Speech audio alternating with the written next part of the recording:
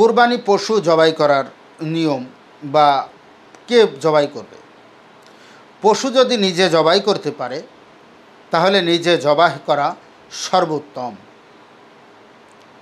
পশু জবাই করার সময় যে অস্ত্র দিয়ে জবাই করবে তার মাথা কিবলামুখে থাকবে এবং যে প্রাণীটাকে জবাই করবে, কুরবানি করবে, তার মাথাটাও কিবলার দিকে ঘোরানো থাকবে।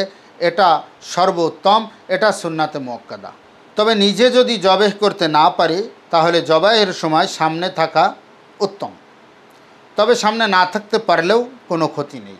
তবে মেয়ে লোক যদি হয়, যে মেয়ে লোকের কুরবানি এখন আরেকজন জবাই করবে, সেখানে পর্দার ব্যাঘাত ঘটার সম্ভাবনা থাকলে সেখানে থাকার দরকার নেই, সেখানে না থাকাটাই উত্তম, থাকাটা বরঞ্চ ফিতনা। কুরবানি দাতার নাম বা কুরবানি দাতাগণের নাম এটা মুখে বলা বা কাগজে নিয়ে নাম পড়া এটা জরুরি নয়।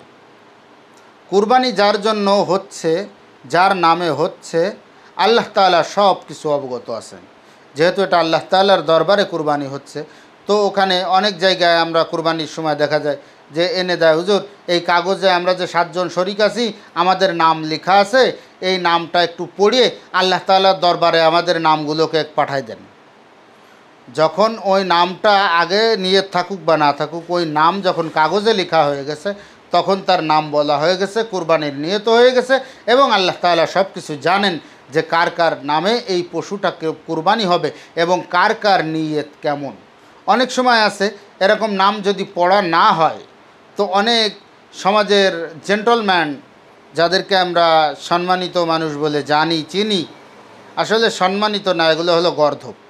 এগুলো ওই কুরবানি দেনেওয়ালা হুজুরকে আবার একটু চোখ গরম দেখায় বা একটু তাড়াতাড়ি দেয় যে হ্যাঁ আমাদের নাম কেন বললেন না, আমাদের নাম বলাটা উচিত ছিল না, আমাদের নামে যে কুরবানি হচ্ছে আল্লাহ তাআলা এখনও জানতে পারেননি, আপনি পড়িয়ে একটু আল্লাহ তাআলাকে না জানাই দেবেন, আমাদের নাম আল্লাহ জানতে পারলো না, আমরা যে এত বড় হেডামলা কুরবানি দিলাম, আমরা এত বড় প্রাণী কুরবানি দিলাম, আমরা 7 জন অমুকে অমুকে, আমাদের নামটা আল্লাহ একটু জানতে পারলো না।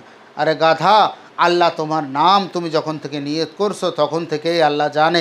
এখন নতুন করে তোমার নাম আর কাগজে লিখে তসবিহ জপা লাগবে না, পড়া লাগবে না, বলা লাগবে না। রাতের বেলায় পশু জবাই করাও জায়েজ আছে, তবে না করাটাই উত্তম, দিনের বেলায় করা উত্তম। ঈদের নামাজের পূর্বে কুরবানি করা যাবে না। তবে হ্যাঁ, যদি কোনো জায়গায় জুমার নামাজ না হয়, ঈদের নামাজ না হয়, সেরকম জায়গায় কুরবানি করা দুরস্ত আছে, জায়েজ আছে, সেখানে কুরবানি করলে কোনো অসুবিধা নাই। আর একটা কথা না বললেই নয়, কুরবানি তো নিজের কুরবানি নিজে করতেই পারে না। 1 লাখ টাকা, 1.5 লাখ টাকা, 2 লাখ টাকা, 3 লাখ টাকা খরচ করে কুরবানি করে। একজন হুজুর এসে এই কুরবানির পশুটাকে জবাই করে, তো তার হাতে এই সমস্ত যারা এই কুরবানিতে ভাগী হয়েছে 5 লাখ টাকা দিয়ে, 7 লাখ টাকা দিয়ে গরু কিনে, অথচ এই হুজুরের হাতে 2000 টাকা জবাই করার হাদিয়া তুলে দিতে পারে না।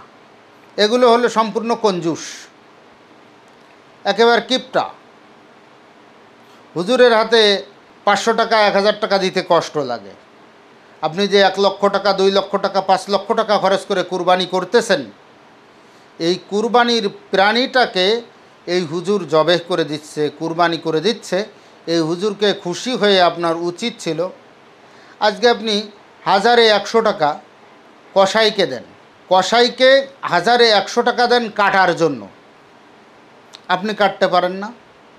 আপনি ইচ্ছা করলে তো আপনিও কাটতে পারেন। আপনি কাটার জন্য 1000-100 টাকা করে কসাইকে দেন, তো 1010 টাকা করে মৌলভী সাহেবকে দেন না। 1010 টাকা করে বা 1020 টাকা করে, 1050 টাকা করে মৌলভী সাহেবকে দেন না, হুজুরকে দেন না। হুজুরকে দিয়ে কুরবানি পশুটা আপনি যে জবাই করালেন, হুজুরের মনটাকেও সন্তুষ্ট করে দেন। আজকে বহুত বড় প্রাণী আপনি কুরবানি দিয়ে আল্লাহ তাআলার দরবারে উৎসর্গ করতেছেন, অথচ হুজুরকে 500, 1000, 5000 টাকা দিতে গেলে আপনার কলিজায় আঘাত লাগতেছে, আপনার কলিজায় বাঁধে। আবার অনেকের প্রশ্ন, হুজুরদের এত টাকা লাগে কিসে? হুজুররা আসলে হাওয়া খেয়ে থাকবে। তো আমি প্রায় বলি, হুজুররা হাওয়া খেয়ে থাকবে, আপনি বিরিয়ানি পোলাও খেয়ে থাকবেন, এর জন্য হুজুরদের আর টাকা পয়সা লাগবে না, হুজুরদেরকে হাদিয়া দিলে আপনার সমস্যা। এর জন্য সবার কাছে আমার অনুরোধ থাকবে, যারা লক্ষ লক্ষ টাকা খরচ করে কুরবানি করতেছেন, কমপক্ষে গরু জবাই করার জন্য আমি নির্ধারিত করছি না, কমপক্ষে 500 টাকা গরু কুরবানির জন্য কমপক্ষে 500 টাকা দিবেন। একটা ছাগলের বেশি দিতে পারলে কোনো অসুবিধা নেই, আপনি 5000 টাকা দেন, অসুবিধা নেই। ঢাকা শহরে বা শহর বাজারে এমন জায়গা আছে যেখানে একটা গরু শুধু কুরবানি করার কারণে 10,000 20,000 টাকাও ইমাম সাহেবকে হুজুরকে হাদিয়া দেয়। সেখানে গ্রামগঞ্জের কিছু কঞ্জুস মানুষের ধারণা যে একটা ছাগল জবাই করে দেবে। আরে একটা ছুরি ধার করাতে গেলে এখন 200 টাকা লাগে। এক সেট জামা কাপড় তো মিনিমাম কুরবানির দিন নষ্ট হয়ে যায়। এক সেট জামা কাপড় মিনিমাম প্রত্যেক কুরবানিতে এক সেট জামা কাপড় আমার নিজেরও নষ্ট হয়ে যায়। তো এই জামা কাপড় বানাইতে গেলেও তো এক সেট কাপড় বানাইতে গেলেও আজকে 2-3 হাজার টাকা খরচ। অথচ আপনি ধারণা করতেছেন একটা ছাগল জবাই করে দিয়ে গেল, গরু জবাই করে দিয়ে গেল, এর জন্য আবার টাকা দিতে হবে কেন? অবশ্যই এর জন্য টাকা দিতে হবে। আপনি হাজারে হার হিসাব করে টাকা দিবেন। আপনি যেমন কসাইকে 1,100 টাকা দিয়ে গোস্ত কাটান, তেমনভাবে কমপক্ষে 1,100 টাকা না হলেও 50 টাকা দিয়ে হলেও হুজুরকে জবাইয়ের দাম দিবেন, জবাইয়ের মূল্য দিবেন। এটাতে নাজায়েজ কিছু নাই, এখানে চেয়েও নেওয়া যাবে। গরুতে কমপক্ষে 500 টাকা, বেশি হলে যা দিয়ে পারেন।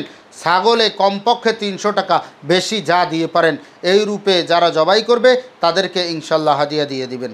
আল্লাহ তাআলা আমাদের সবাইকে তৌফিক দান করেন।